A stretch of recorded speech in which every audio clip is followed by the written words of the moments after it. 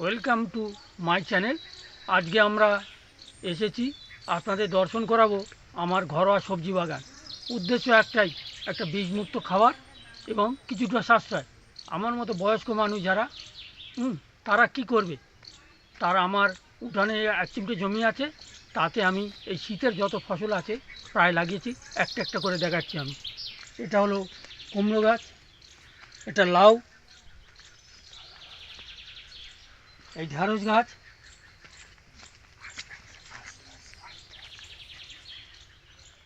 এটা ঝাঁটি বরবটি, যা ঝাঁটি বিন, এটা বীজকপি, এটা গাজর,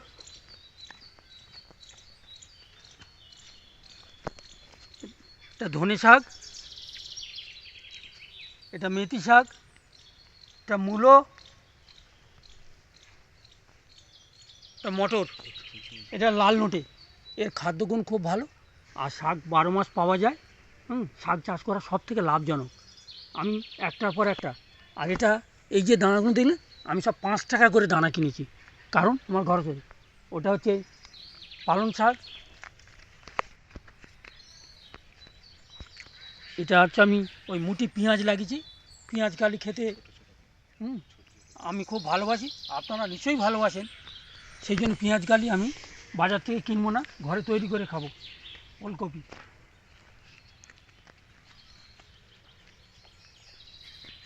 এটা ফুলকপি। অল্প অল্প করে আমি এক বাটি 15-20 দিন অন্তর লাগছি, যাতে আমি 2-3 মাস ধরে এটা খেতে পারি।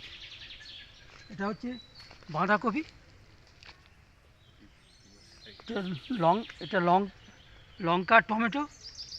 আর আমি আমার সবজি খেতে আমি গাঁদা ফুল লাগিয়েছি, যাতে পোকার উপদ্রব কম হয়। আমি এতে নিম বীজ ব্যবহার করি, গোবর আর জৈব সার। কোনো রাসায়নিক সার ব্যবহার করি না। এছাড়া আমি গোবর দিয়ে জীবামৃত তৈরি করি, সেটাই ব্যবহার করি। এটা আমার পুঁই শাক দিয়েছি, এটা খেসারি কড়াই। আমি শাক খাবো আর প্লাস খেসারি কড়াই পাবো তার থেকে। এটা ফুলকপি, একটু পরে লাগানো, ওইটা শেষ হবে, এটা শুরু হবে। ফলের গাছের মধ্যে আমি বাগান রেখেছি আম গাছ। এটা গত বছর থেকে ফল দিচ্ছে, এবছর আশা করি আরও বেশি ফল দেবে। এগুলো হচ্ছে আমি লাগিয়েছি ব্রকলি, এটা হচ্ছে ক্যাপসিকাম গাছ।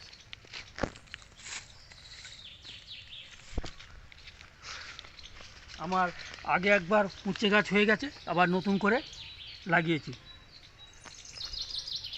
আর এই হচ্ছে আমার বেগুন গাছ। এই হচ্ছে লাউ কুমড়া গাছ। এর আমি শাক খাবো আর ফল খাবো দুটোতে।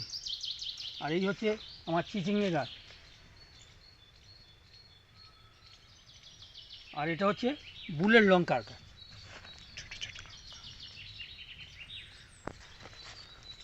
আমি যেখানে ফুলকপি ওলকপি লাগিয়েছি উঠে আসছে, সেখানে এবার আমি পেঁয়াজ চারা করেছি, সেগুলো লাগিয়ে দেবো।